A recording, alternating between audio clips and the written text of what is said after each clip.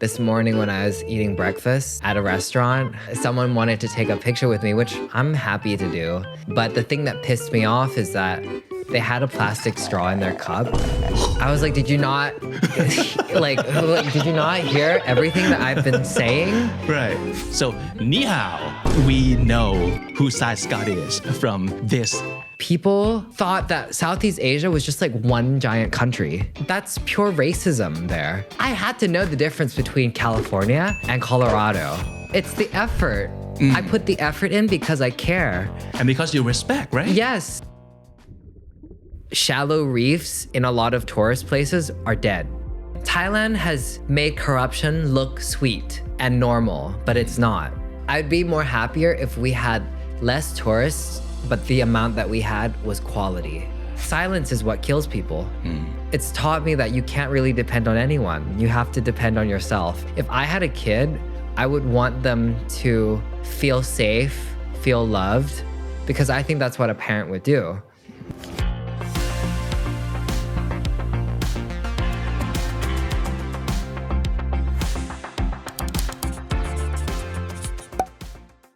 จากข้อมูลหลังบ้านเราพบว่า 70% ของคนดูรายการคำนี้ดีฟีเจอริงไม่ได้กดเปิดซับไตเติลครับไม่แน่ใจเหมือนกันว่าเพราะว่าคุณไม่ได้ต้องการซับไตเติลหรือคุณไม่รู้ว่าเรามีซับไตเติลให้ด้วยนะครับจริงๆแล้วเรามีให้2ภาษาเลยทั้งไทยแล้วก็อังกฤษเปิดใช้บริการกันได้นะครับถ้าสมมุติเกิดดูอยู่บนมือถือให้กดปุ่ม CC ที่ขวาบนถ้าสมมุติเกิดดูอยู่ที่แล็ปท็อปนะครับให้กดเครื่องหมายไอคอนของคำบรรยายที่มุมขวาล่างกดเลยนะครับ Sai Scott Hello. Welcome to the show. Hi. Thank you for joining us today. Thank you, P-Big. Okay. I'm so glad that you're here today because we have a lot to cover. Even though we've heard you talk about a lot of things already on all the media. I never shut up. No. But that's a good thing. That's a good thing that you decide not to shut up, right? Okay. So your name is very interesting to me because Sai, it's a Thai word.Which has a great meaning, ทรายกับทะเล that works very well for you, right? And also, I know a lot of people named Sai too, and they have a different way of spelling their name. So the obvious S-A-I, and some goes with Z-A-I, Z-Y even, but you go with the silent P, P-S-I, right? It wasn't my choice because, well, I mean, it is my choice because I accepted it, but it was my dad who named me Sai because of the Greek alphabet. So you have Omega and Delta, and then there's Sai, which is like coincidentally like the symbol for the trident of the sea god Poseidon. So that was just by coincidence. And that's how you spell my name. Right. So initially it's like the Greek word, the Greek alphabet, not sand. Yeah, no. Right. But when it came to Thai, like it was hard to find a Thai spelling that equated itself to that beautiful meaning of Sai, the trident. Right. But then I think Sai as in sand in Thai is a very humbling name. It's not supposed to be grand or egotistical. It's just like it's a part of nature. So I like that a lot. That works really well. Thank you. And I'm stating the obvious here. Your English is great. And this is because you also went to school in the US, right? Yes. Since you were? Well, since I went to university, but my dad is half Scottish. So growing up. So you're growing up speaking English. Right. Okay. And you went to school for the degree in animation. Actually, we had the same major. Really? In film and video? The computer animation multimedia. That's what I did in school too. In the US. And you decided to pick animation as your major. Because at the time, this is like something that you're super interested in, or is it by accident or what? No, not by accident. Definitely not.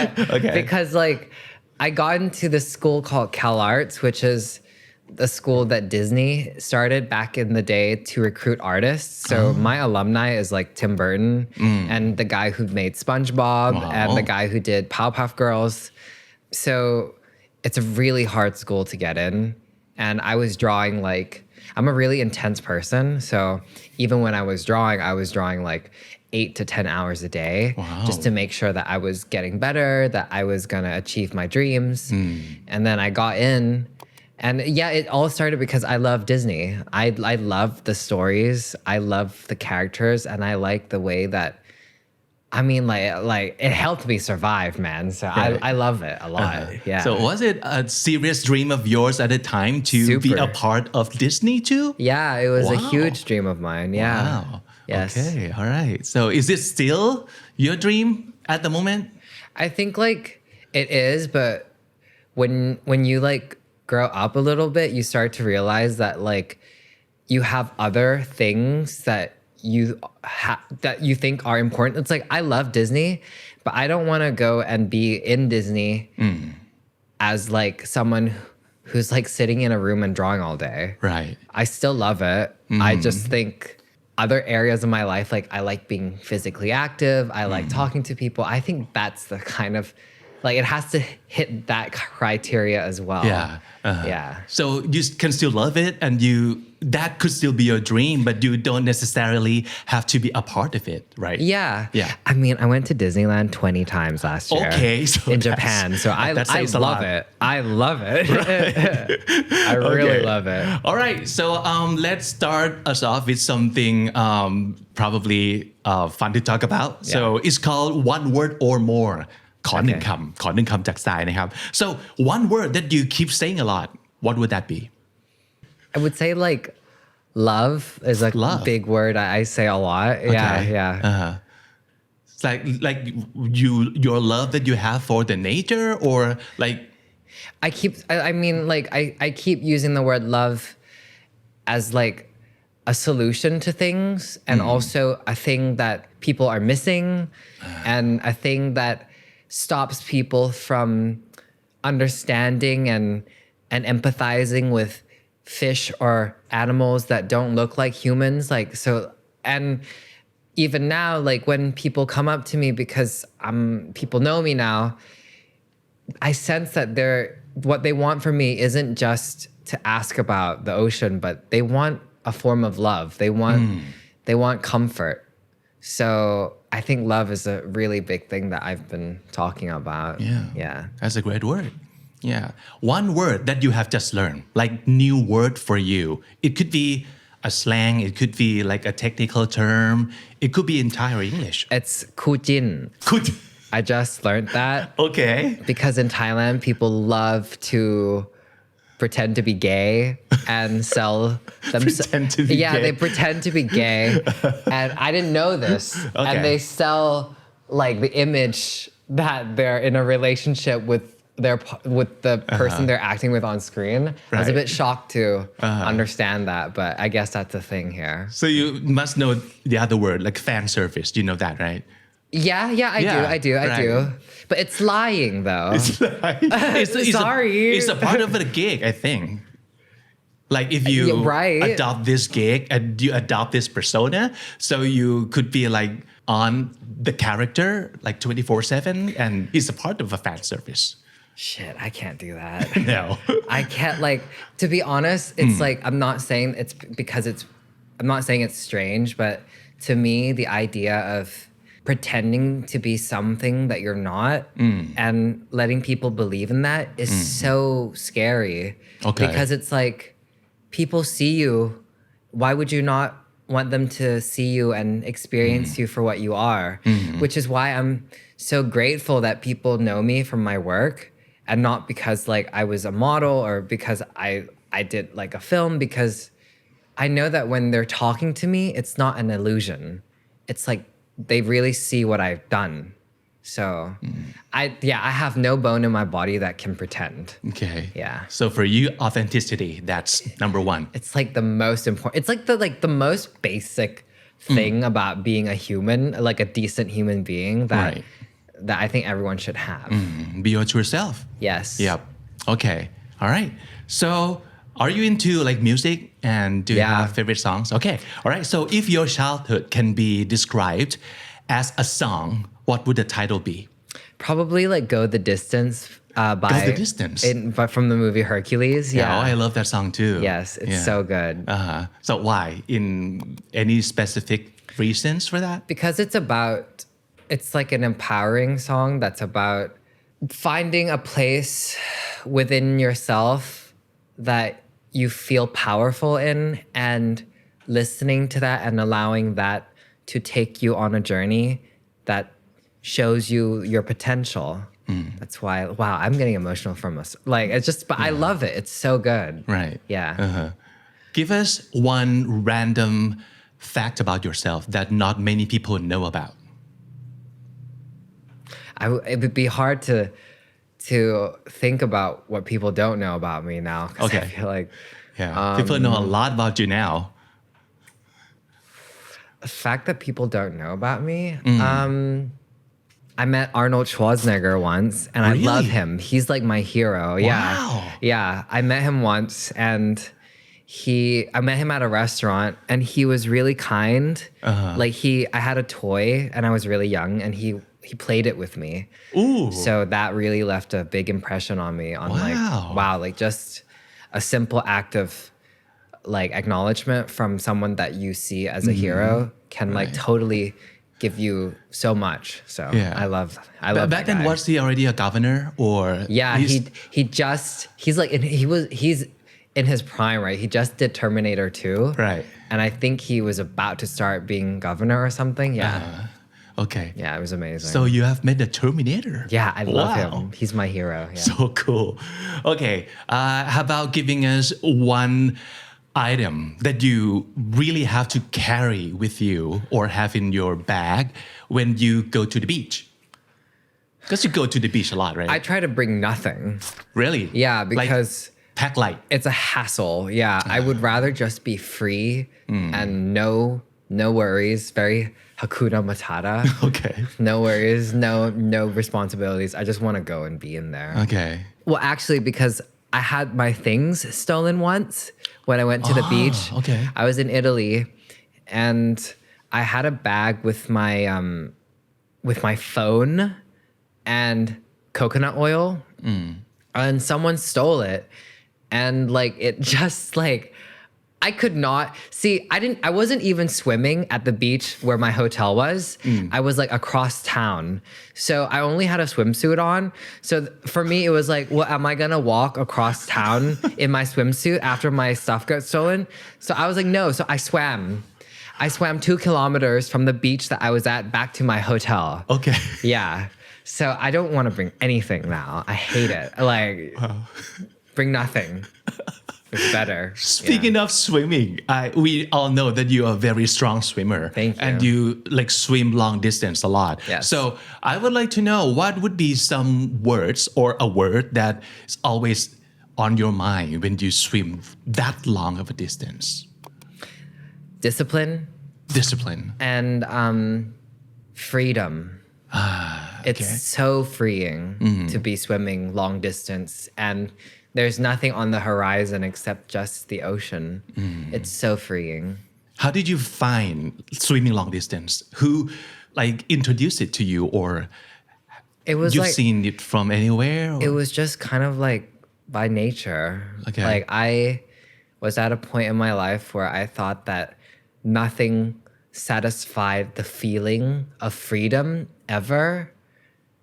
And then when I went into the ocean, it scared me, but it also felt freeing. Right. And that kind of fear was not like this dangerous kind of fear, but it's a fear of like what I could become. Like the bravery it requires to get over your own fears to do that. Right. So for me, it was like every time that I was swimming longer and longer distances, it was motivating me. It was like, wow, like it's not that hard. And like things that I think are hard, I just have to do it. And I find that I can do it. So it was a real life-changing thing that I discovered. Yeah. Right. Because I was going to ask, like, didn't you get scared when you swim that long? Like the ocean is not a swimming pool, right? Yeah, I did get scared, but my love for it and my excitement for it and what I felt after doing it was more than it trumps the fear. How scared I was of but it. although you have to prepare somehow, right? You have to take some precautions in order to swim that long. Yeah, so you just like be smart about it. The first few months that I was swimming, I didn't swim far from the shore at all. I swam very shallow, but I swam very long. And then when I started getting more confident or feeling that it was safe, I just went across the islands. I see. Yeah. So that's how you got your name, the Thai Aquaman, right? Yeah. I guess so, you spend a lot of time in water and you swim a lot. And it's a good thing that you raise a lot of topics and concerns about the marine environment too. So what do you think would be the one word that could best reflects the current state of the Thai marine tourism? It's a shit show. A shit show. It's a shit show. Right. Okay. And it's way worse than anyone thinks it is. Because like the stuff I've explained, the stuff that I've shown people, it's just one video. But this is happening every day. And that's why I had to do the videos, because if not the person who's in the sea all the time that talks about it, then who is qualified to talk about it? Yeah, because you're there. You're right there. Yes, I'm there all the time. So yeah, it's way worse than anyone thinks it is. And something horrible is going to happen to it, I'm sure. But I don't want to be there when it happens. Yeah. Okay. Yeah, we're going to talk more about that. But before we get to that, one random and light thing that I want to ask you is what you have mentioned. You have a great love for Disney, right? You've been to Disneyland like many times and you love all the Disney like movies. So if you could be one Disney character, what would that be? I would love to be Hercules. Hercules. Yeah. To go the distance, huh? Yes. Yeah. Okay. But I think I have already gone the distance at this point. Yeah. Right. But I like him because I think he's just strong. I like Mulan too, actually. I like all the strong characters. Okay. All right. Okay. So for the past few months, we all witnessed what happened to you. What happened to me? I want to know. Like from an outside perspective. You were put in the spotlight, basically. And you take a big step and speak up about a lot of things that a lot of people might not want to hear about, because it could mean that they're in trouble, or at the same time, a lot of people want to hear because we know that we're already in a trouble if we are not talking more about what you have witnessed yourself, right? And it all started with one viral video.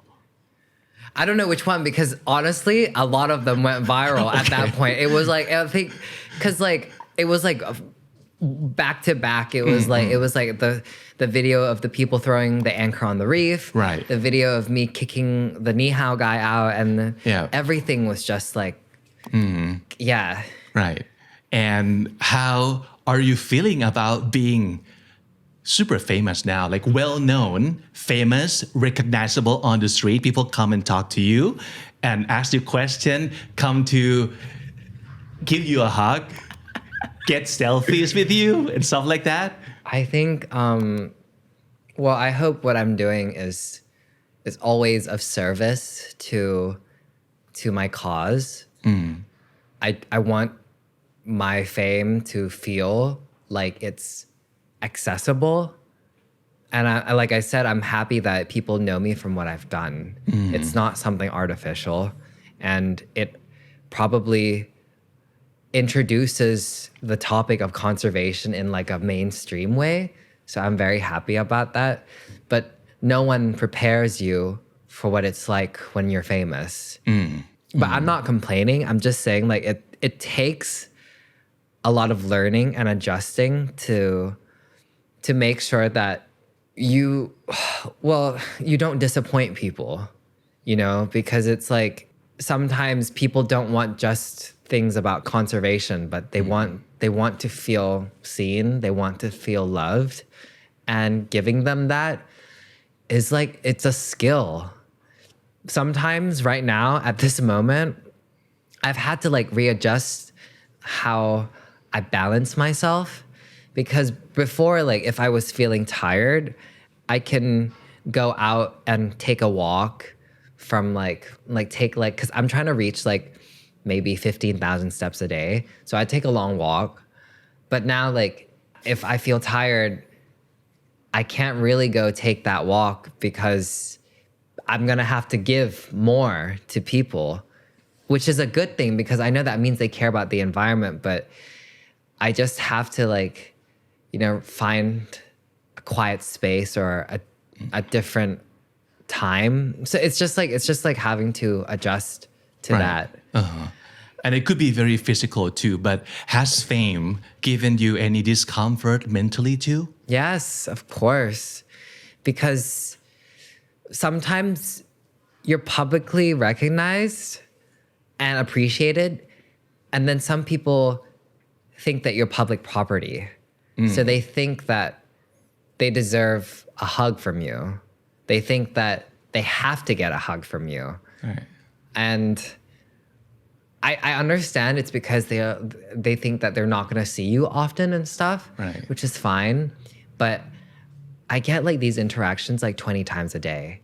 So for me, it is kind of jarring a little bit. And even on days where I'm trying to dress hidden, people still know me from my shoes because I wear these like 5-fingered shoes. Right. Yeah. So are you a people person to begin with? Yes. Okay. I think so you are? I think that's what led me here because like right. I've always done even conservation work. There is like research that backs up what I do, obviously, because I'm no idiot. But I've always cared more about the people part of it. Because the issue comes from people. Right. It's about people that think that they want to take advantage of tourism and destroy the environment. It's about people that aren't brave enough to uphold the law. So that's the area that I feel like because I am a people, like I love being of service and doing something for my country. I think that's what led me to my career at this moment. But I am getting a little bit stricter because this morning when I was eating breakfast at a restaurant, which is like one of my safe spaces, someone wanted to take a picture with me, which I'm happy to do. But the thing that pissed me off is that they had a plastic straw in their cup. And I was like, did you not did you not hear everything that I've been saying? Right. So I just caught myself giving them like the longest stare and being like, why is there a plastic straw in your cup? And you want to take a picture with me? Uh-huh. And then they were like, oh, but like the shop gave it to us. So like for me, I took that opportunity to make them feel a little bit of my own discomfort because I don't want them to take me for face value. Because I represent something. I believe in something.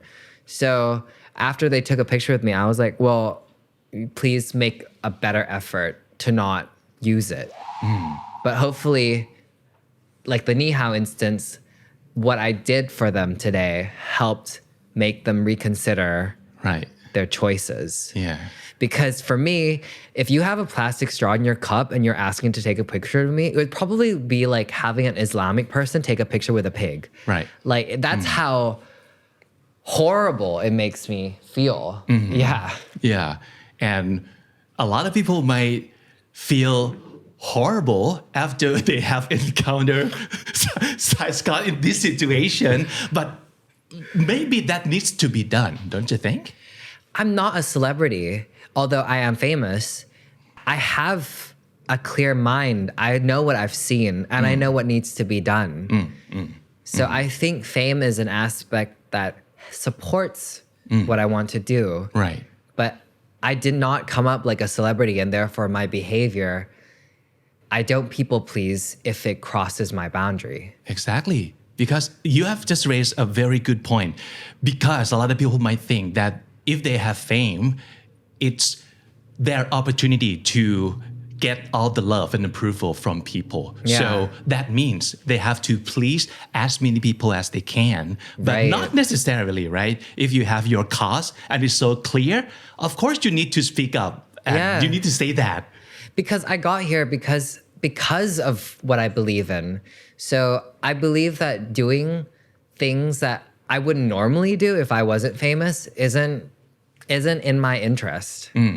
Yeah. And I think sometimes people forget that like, yeah, I love talking to people, but I can be really strict too. My job for the past year was to be hard, and I like it. But I mean, there's no reason to be hard on random people, like, because people are really nice. But And what was their reaction after you, like, basically scold them for using plastic straw? they definitely felt aware of the situation. That's good. Like, which is good because it's like, yeah, please give me the like be empathetic to what I'm talking about. Okay. Yes. So what's gonna happen if they would like, you're too strict? How dare you like yelling at me for that? Because I come to you because I admire you, want to get a selfie with you, and then you scold me for using plastic straw? I would probably explain to them how nonsensical their perspective is and how they should have more respect for not only the environment, but for another human being. Right. But if I was feeling sassy, I would probably say like, well, get a grip. Like, you know, you don't own other people. Everything is like, it's someone's giving something to you. So don't be spoiled about it. Yeah. But I love when you're getting sassy. I think a lot of people do. You pull that off really well. I have to say, if I was not sassy, I would not have survived the past month of interviews. Right. Because, no, and I think it's really important for me to acknowledge this about myself because I don't know if people noticed, but I don't have a manager. I don't have a publicist in that time. So all the interviews I was doing like every single day, that was only me backing myself up and my work. And I felt so much pressure to speak on a scale that people understood, that I was in a room with no one young at all. It was just like adults. I was literally going against the national park in the media, which like I don't think any other 28-year-old would do.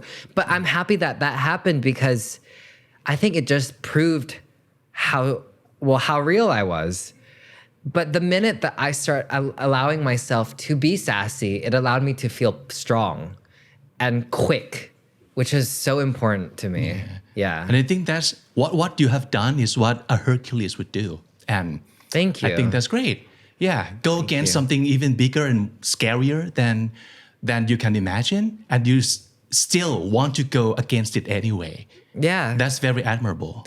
Well, it's almost like I don't see the obstructions as an obstruction because I feel like either you change now, either like the national park or the people in there or the tour operators change now, or you're going to be forced to change. Yeah. Either by law or by nature's law. So it's not about me. It's not about what I'm saying. It's about like, well, shit, if you don't do it now, you're going to be in big trouble. And it's your livelihoods that are at stake. But if you don't want to listen, cool. You know, like you do you, you'll learn. Okay. Right. So the next segment of the show is called คำนี้ดีไหม Yeah. So we rate words. Just give some certain with some score to see how you think about each word. So for this segment, I'm going to give you each word that basically related to your life somehow, and you can give it the score on the scale of 1 to 10. Okay. You can go minus, you can go like 100. It doesn't matter. Okay, so let's start with this one because we have touched on it a little bit already. So 你好. So for a lot of people, we know who Sai Scott is from this very video. Yeah. Okay. So Who would have known that would be? Yeah. Exactly. So on a scale of 1 to 10, can you write the score on the whiteboard? Okay. Yeah. And of course you can explain why later. Okay. So I'm not supposed to show Yeah. the camera. All right. I give that word a 10 A 10. because it's how you say hello in Chinese. Right. And it's not a bad word. No. And it's a beautiful way of greeting someone. But under the right circumstance or the wrong circumstances with the wrong intention, it is racist. You know, you're in Thailand, you know that there's a difference between China and Thai. And if you say it and you're laughing at people, that means you're racist. Yeah, that's the thing too. A lot of people do not know the difference between Thai and Chinese or other races in the Southeast Asian countries. Right, so that's pure racism there. You don't think we're important enough to know the difference between our countries. When we, Asian people, when we go to England, we go to France, we go to Germany, we make the effort to learn and to recognize the difference. But most of the time, like, you know, when I was studying in America, people thought that Southeast Asia was just like one giant country. That Thailand, Taiwan It's the same thing. It's the same thing. Yeah. But for me, like, I had to know the difference between California and Colorado. Right. Which is like, it's the effort. I put the effort in because I care. And because you respect, right? Yes. Yeah. So when they come and they don't give us the same care. That pisses you off. Well, of course. Yeah. Yeah. But of course, a lot of people, like some might say that you overreacted. And did I? well, from their perspective. Yeah. Of course. Because we are exposed to different things in the world and in life. And we have to admit that a lot of people still might not get the idea or the concept of racism, especially in Thailand, where we don't have that many races to begin with. I mean, compared to other countries in the world, right? Yeah. Mm-hmm. And it's something that people might start recognizing for the first time after seeing that video of yours. And at least that gave them a little something to think about. And it could be a great start of their understanding of this topic. What's more than that that's in that video is it's an example of what happens when a Thai person confronts a foreigner. Because most of the time you see through like the news, Thai news or security camera, they would have like security footage of like what happened when nobody confronted the foreigner, when the tourist did the bad thing. But I think my video was so popular because you saw me confront the guy and you saw his reaction. People didn't only learn about racism that day, but they learned about gaslighting too. They learned about ignorance. They learned about how to combat it. I saw a video recently of a influencer playing a loudspeaker on the BTS. And now I'm seeing that people are confronting him. I'm not saying that that's what I like contributed to, but I'm seeing more of it now, which is good. Right. You know, like have you seen the Barbie movie? Yeah. So in the Barbie movie, a beautiful metaphor or a scene was when Ken went to the real world and he learned what patriarchy was, and then he took it back to Barbie world. And because Barbies did not know or experience that before, they let it take over. And then they had to like slowly learn why it's not a good thing or why it feels so wrong. And then once they learned, like they're like, okay, now we know what to watch out for, which is what I feel like Thailand still has that area where we know the feeling, but we don't know how to go about confronting it. Yeah. And so I was like, well, maybe you can try this way by what I've done. That's great, because I totally agree that this is not the first day that we learned about racism, but we just don't know how to react to it, or confront it. Yeah, great. All right. So incidentally, this is the second word that we have to talk about. Tourist. What score would you give to this word? Okay. All right. I give it a 5. Right in the middle. Yeah. Okay. I think from what I've seen, it's like one of the biggest damaging factors to our natural resources. Okay. Maybe it's not the tourist's fault.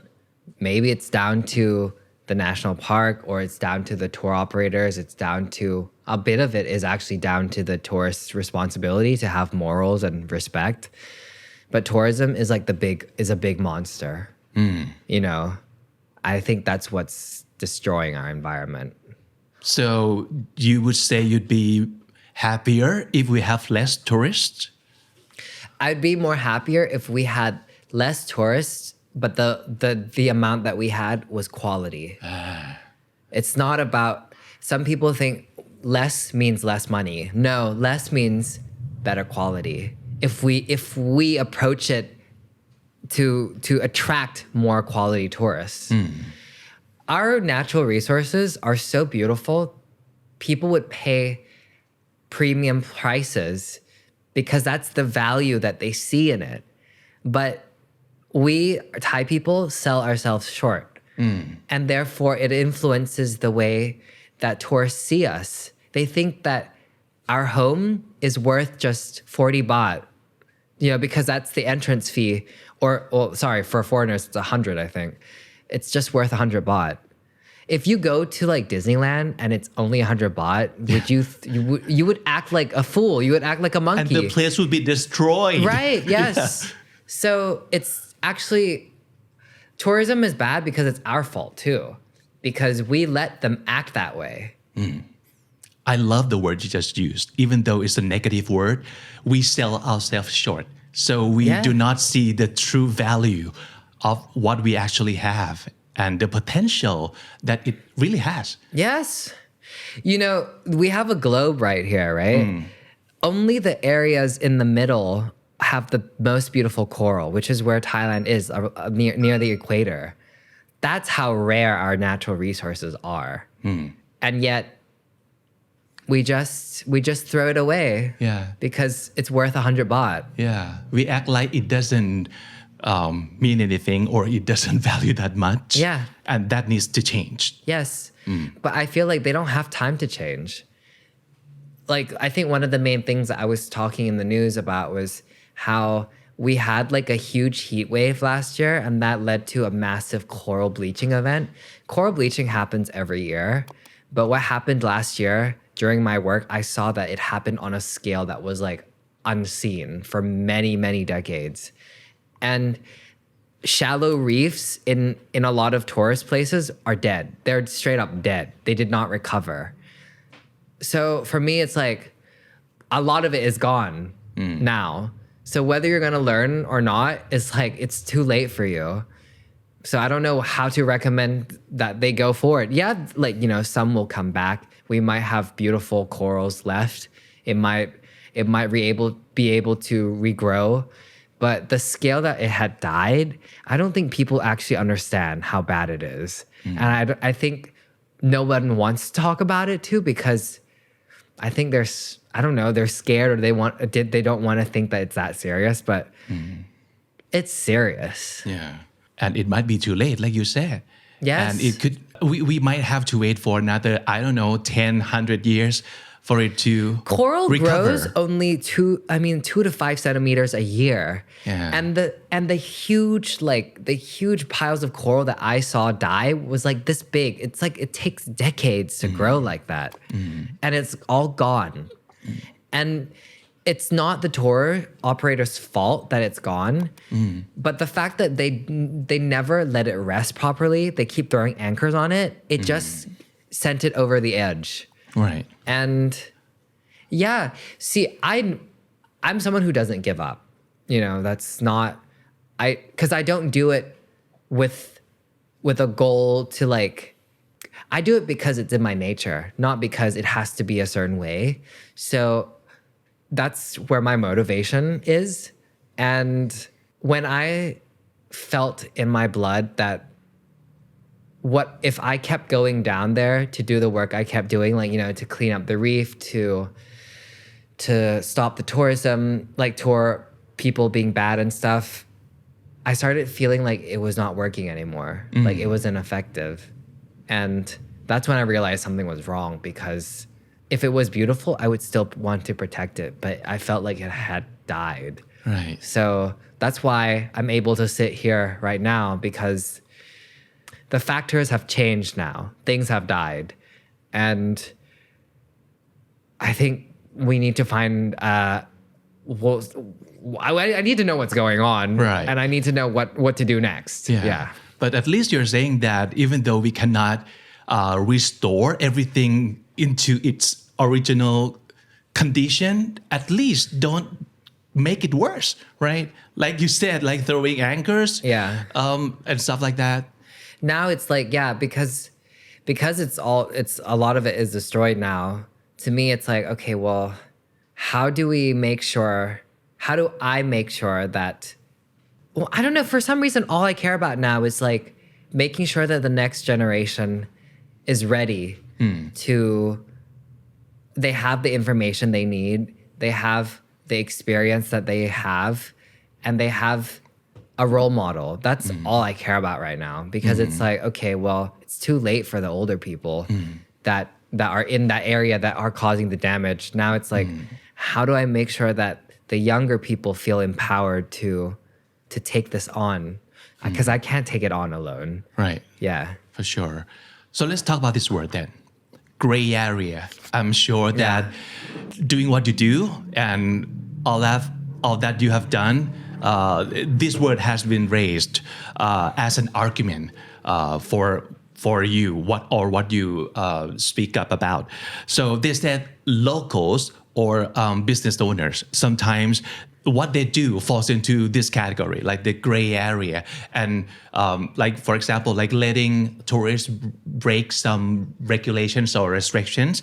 And people might say, oh, we should be like more flexible or cut them some slack. They're just making a living and they do not have like evil intention of like hurting the nature. So this is like the gray area.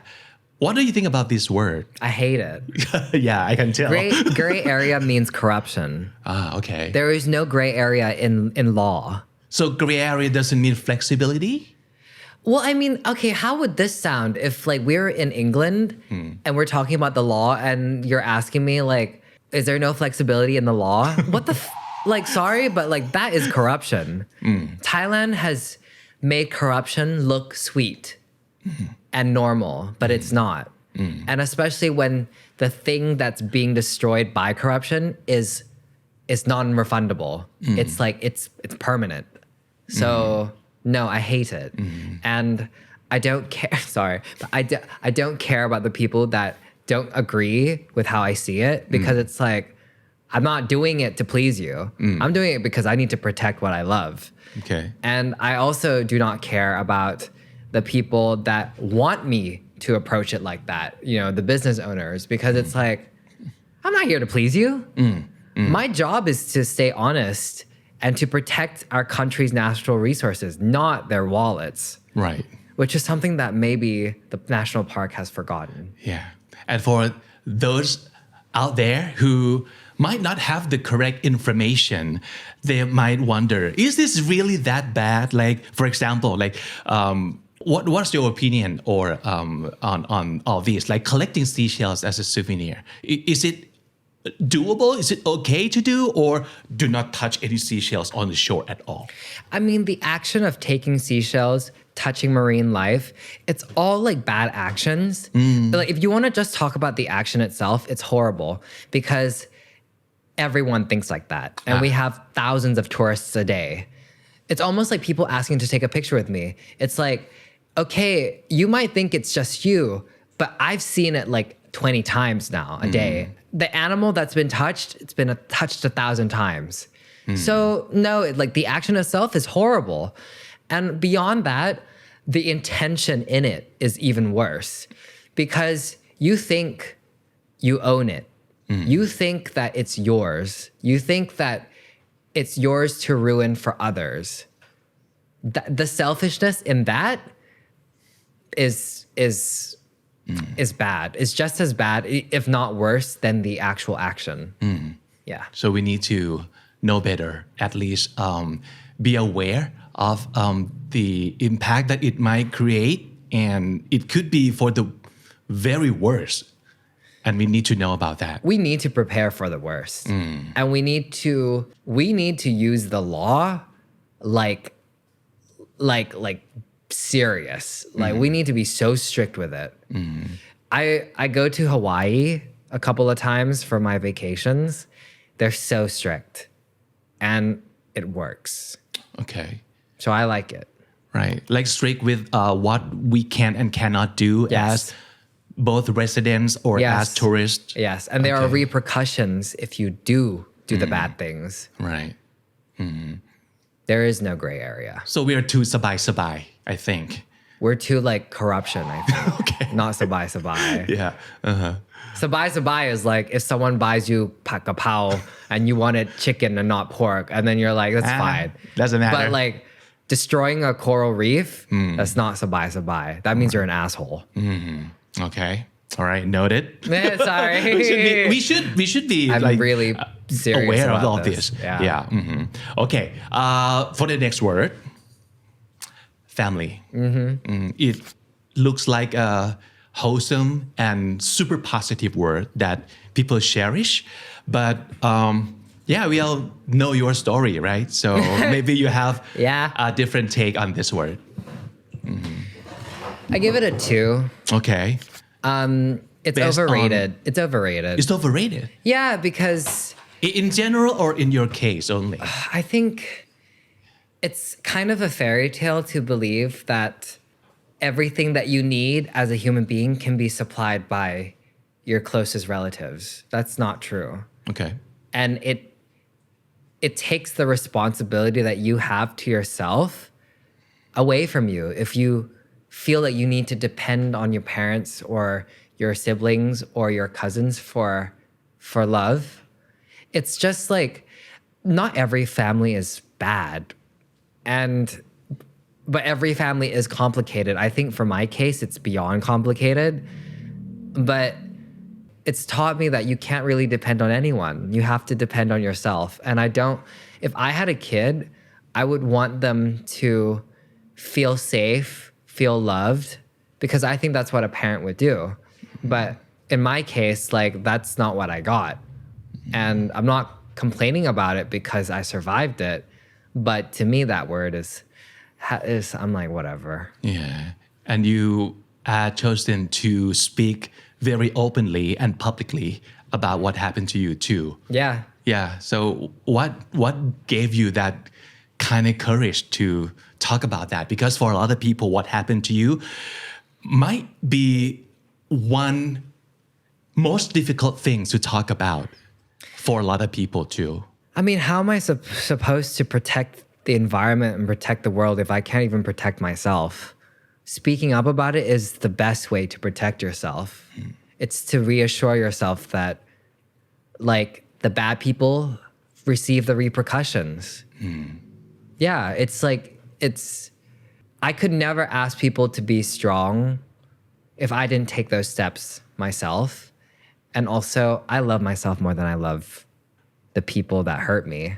So they can fuck right off. But it's just like, well, I think a better question is why not talk about it?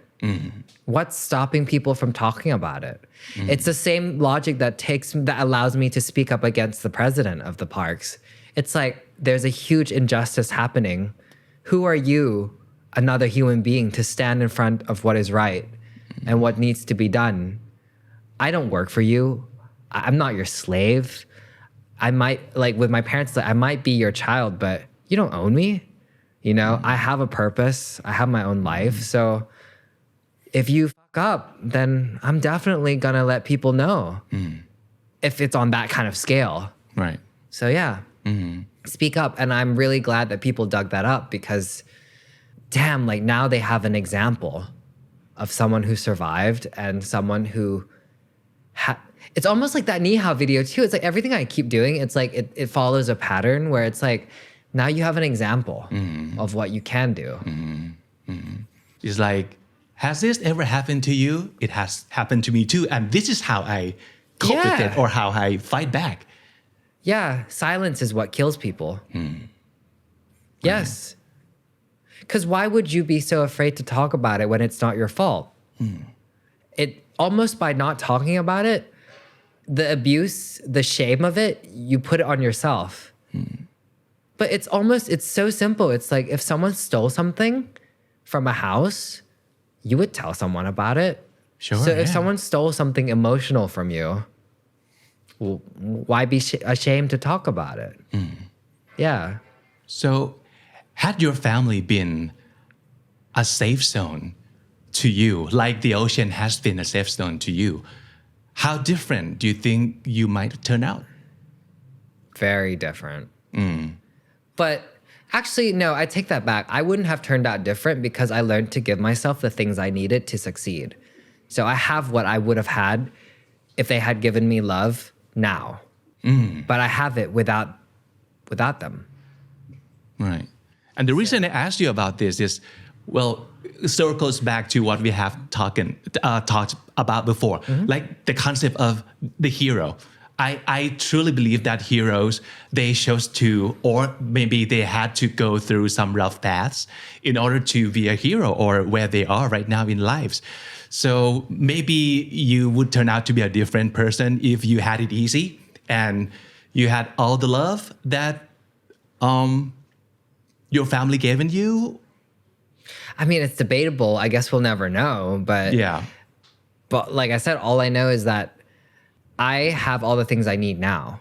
And it came from my own hands. So, I mean, you can't cut out the wisdom that comes with that.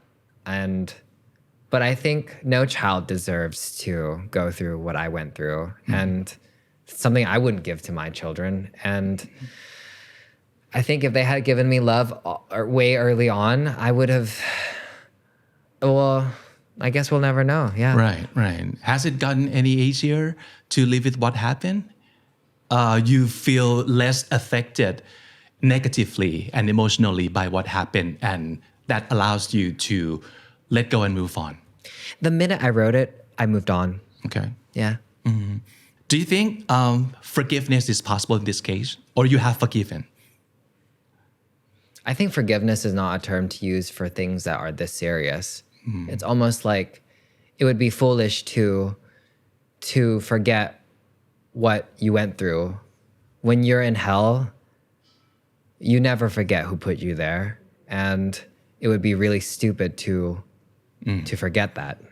Doesn't mean that you hate them. Yeah. But it's like, it's almost an animal instinct. You don't forget.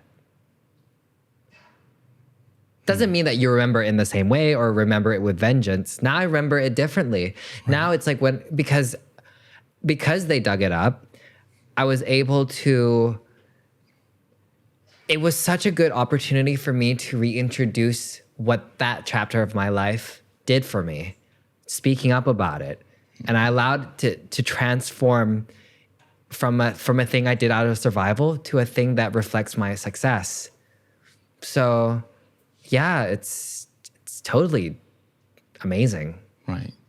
I love it. Yeah. Strangely enough. Yeah. I would love to end it on a lighter note with this word. National Hubby. So apparently some netizens called you a สามีแห่งชาติ and was that a new word to you at the moment too, or you have heard about this before? I've not heard it spoken about me. Okay. All right. Wow, what a nice like thing they gave me. You see it as a compliment? I think it's a compliment. Okay. Yeah. So what score do you want to give to this word?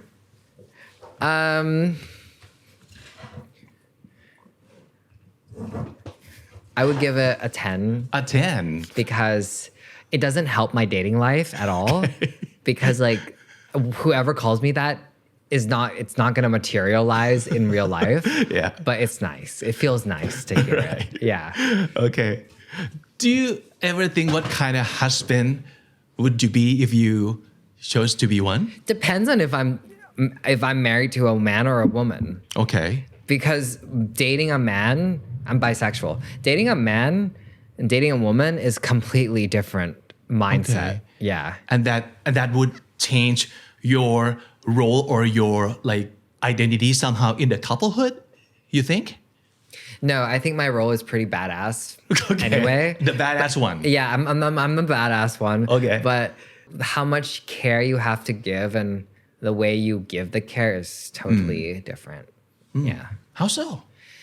With a man, like I like to say, men are like rocks. You can throw them, they'll never die, and they'll never go away. Okay. And they're just like they can survive.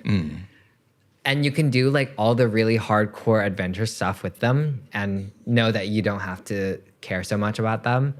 But with women, it's like almost like taking care of a flower. Not to be stereotypical, but like with the women that I've dated, it felt like taking care of a flower. You can't just throw them because they will bruise. So yeah, that's how it's different. All right. So, well, speaking of like relationship and romance, do you think marriage is important? Like if you decide to be with a person in the future, do you think you'll go as far as asking them to marry? I've never thought about marriage at all. I've never saw it as something important. I just think about like having a family for a kid is important. Like making sure a child has a support system is important. That's all I care about. Okay. Marriage, I've never really thought about. And what would be like one quality or one thing that is very important for a person who would be your future partner that they have to have this? Emotional intelligence. I read people so fast, I have to admit. And that's how I guard people out of my life easily because I don't need to see too much from them. I already can get a sense of them within the first 10 minutes. Yeah. And to be with someone who doesn't have that it drags me. It's a burden. Yeah. So whoever I date, don't want them to be a burden. I don't want to have to sit and explain things to them, That's mostly why I've dumped people in the past. It's because like I think sometimes when you come from a specific background, you fit like a fairy tale for them. But the reality of that fairy tale of what it took for me to become who I am does not make me like, I don't know what the word is. It's like, it's just like not anything is okay because like, you know a lot, you've seen a lot, you have a lot of experience. Right. Yeah. Okay. So for Sai Scott, what's next? What do you want to do in the future? Like keep doing what you do and more, or maybe something different that you want to try out? Everything is different now, to be honest. Because like I spent like 3 years in that ocean doing that job. But like I said, I only came out and did the videos for many reasons, but one of the reasons why I was ready to do that was because I felt ready to move on from that job too. I knew that if I did that, I wouldn't be going back for a while. And I felt like that part of my life had ended. It also marked a chapter of my life too. And I feel like everything is new and everything has taught me what's really nice about everything that happened with fame and with work and everything is that it just showed me that I'm enough in all areas, like the way I respond to things, the way I see things, my natural nature to give people love, my urge to speak up for what's wrong, like everything, it was perfect. And I think that's what I want to sit with for a while because like I think it would be foolish to make big moves when everything is still new. Yeah. Okay. So I've had a lot of fun talking to you today. And I'm so glad that you can talk to a lot of people about a lot of important things that maybe we should be talking about a lot more. And I think what you have done, it could be a start for a lot of people for something that is really significant and we cannot like go without saying or talking more about. So Thank you so much for coming to Comedy today. Thank you. And before we say goodbye, of course, our show is called Comedy. I want to know if you have any of your favorite words in Thai or English that you want to share with us today. Comedy ของสายคือคำว่าอะไรครับ I don't know. Like, I would say no bullshit is my favorite word. No bullshit. Yeah. All right. No bullshit. Just be straightforward. Don't play around. Don't lie to people. Just be straightforward. It's my favorite word. I don't know what that is in Thai though. Okay. Yeah. And any Thai word? It could be something different. เข้มงวด I like the word เข้มงวด เข้มงวด Yeah. Oh, okay. Yeah. So that's how you want to live your life or Yes. เข้มงวด Okay. It's a good word. Yeah. All right. Thank you so much, Sai. Thank you ขอบคุณครับ ขอบคุณครับ